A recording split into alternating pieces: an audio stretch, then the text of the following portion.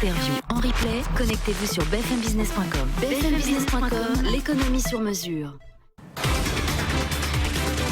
BFM Business, 15h, 18h, l'émission 100% Bourse. Intégral Bourse, Cédric de... Et tout de suite, on était aux États-Unis il y a quelques minutes à New York avec Grégory Volokin. On reste aux États-Unis, mais depuis Chicago, cette fois-ci, Jean-François Bay pour Morningstar est en ligne avec nous. Bonjour Jean-François. Oui, bonjour Cédric. Alors, vu des États-Unis, qu'avez-vous dans votre besace, entre guillemets, quelles sont les infos que l'on surveille aux États-Unis? Est-ce qu'on réagit notamment à ce qui nous a préoccupé finalement en fin de semaine de ce côté-ci de l'Atlantique, la Banque Centrale Européenne notamment, ou bien ce qui monte un petit peu dans les médias anglo-saxons de ce côté-ci de l'Atlantique, à savoir, allez, la douche écossaise? C'est vrai que les États-Unis s'intéressent fortement, bigrement à l'Europe ce matin par ces deux nouvelles. Donc l'Écosse qui serait indépendante, enfin le sondage favorable à cette indépendance aura, à n'en pas douter, des impacts sur l'économie anglaise. Donc la livre décroche, le marché anglais décroche. Je pense que ce qui est plus significatif pour les Américains, c'est l'impact politique à long terme pour Cameron, donc genre de défiance politique. Et donc c'est Cameron qui pourrait être celui qui désunit le royaume? Oui, c'est ça, c'est un peu ce qui est signalé. Donc ils sont pas tellement, donc les journaux ce matin américains sont pas tellement inquiets sur l'indépendance. Je crois qu'on a connu ça nous aussi en France quand on avait des sondages sur l'euro, on s'en souvient.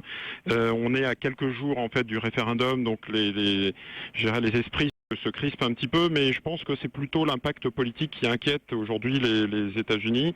La deuxième nouvelle, vous l'avez signalé, c'est la BCE. L'Europe surprend encore cette fois-ci par l'expansion de son bilan de 1000 milliards d'euros à peu près. Donc on a un bilan qui augmente de 50%, ce qui est assez significatif. Les Américains connaissent bien ce type de mesures, mais ils sont surpris que Draghi l'ait mis en place aussi rapidement. On s'attendait plutôt à un accompagnement des mesures politiques à des différents sommets au mois d'octobre. En fait, ça arrive plus vite que prévu. Donc il y a une surprise en ce qui concerne le timing, et une surprise en ce qui concerne la taille, et une surprise en ce qui concerne la méthode aussi, les taux à 0% et un quantitative easing où la BCE rachèterait des programmes titrisés, des produits titrisés d'ABS, et aussi quelque chose qui surprend positivement les États-Unis, donc à un mois de ces différents sommets. Alors je pense aussi, ce qui est signalé dans les journaux ce matin aux États-Unis, c'est le fait que on ait peut-être des mesures qui soient prises plus tôt pour des raisons économiques, d'urgence, de déflation ou de désinflation en zone euro. Donc c'est peut-être pour des mauvaises raisons, c'est-à-dire qu'on a à peu près la moitié de la zone euro qui est aujourd'hui en déflation si on intègre la France, et donc on se rend bien compte que à travers la baisse de l'euro et le mouvement sur l'ensemble des marchés, il y a certes en fait des marchés qui profitent de l'ensemble de ces mesures, donc il n'y a pas d'inflation dans l'économie réelle, mais il y a clairement une inflation dans les actifs financiers, les actions en profitent, le crédit en profite, les taux souverains en profitent, mais c'est sans doute pas pour des bonnes raisons, c'est-à-dire pour des raisons fondamentales. Ça veut dire que c'est risqué pour un investisseur qui soit aujourd'hui de venir jouer contre la Banque centrale, surtout lorsqu'elle paraît déterminée comme a semblé l'être Mario Draghi?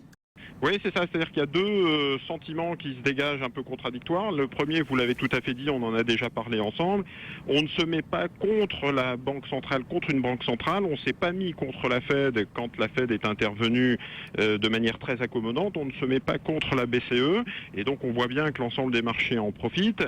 Maintenant, le deuxième sentiment, c'est un sentiment partagé en se disant mais pour l'instant, la situation économique continue à se dégrader. Là, on a encore ce matin dégradation de PMI en zone euro, et on espère à un moment donné que cette politique monétaire, le relais sera pris par le budgétaire et l'économique. Et là, on a quelques doutes. Alors, sur l'aspect marché, très clairement, les taux d'intérêt n'arrêtent pas de baisser. Et ils n'arrêtent pas de baisser peut-être parce que justement on est en déflation. Je vous donne un exemple. Et tous les taux pratiquement souverains en zone euro ont été divisés par 2 en un an. C'est-à-dire qu'on était à 2%. Sur l'Allemagne, on est à 0,90. On est à 2,60 sur le 10 ans français, on est à 1,30. On était à 5% il y a un an sur l'Espagne, on est à 2%. Qui eût cru qu'il y a un an, on parlerait des taux 10 ans espagnol à 2%, c'est juste incroyable. Et donc on se dit c'est peut-être lié à ces mouvements de liquidité, donc la liquidité de la BCE qui entraîne une sorte de bulle et d'inflation sur les actifs financiers. Et c'est aussi parce que la situation économique n'est pas bonne et ça vient alimenter tout ça.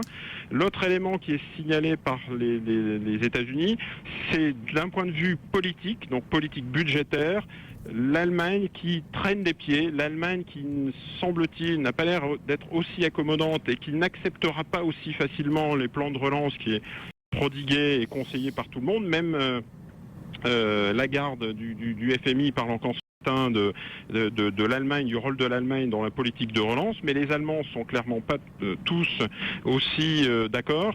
J'en veux pour preuve les déclarations de Martin Van Slebel, qui est le président de la Chambre de commerce et d'industrie, qui dit ces rachats de la BCE comportent un risque que la BCE devienne la bad bank de la zone euro.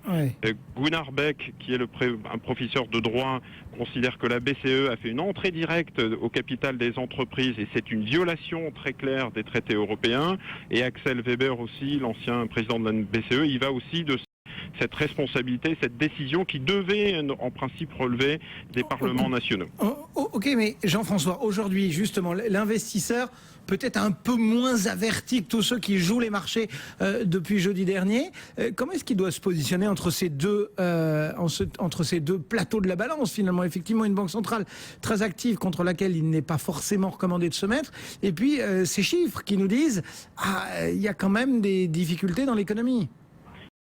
On en a déjà parlé depuis quelques temps. Je pense qu'effectivement le bon conseil, c'est de ne pas se mettre contre la BCE, investir à travers des valeurs défensives, des valeurs internationales aussi, puisque l'aspect baisse de l'euro profite en fait aux valeurs internationales.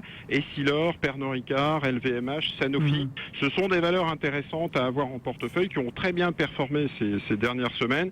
Ce thème continue à être très intéressant. L'euro à 1,29 aujourd'hui, on l'anticipe nous à 1,20 en fin d'année et on l'anticipe à parité, c'est-à-dire à 1 dans quelques mois. On considère que le mouvement est structurel et peut être joué à travers les marchés, notamment les marchés actions.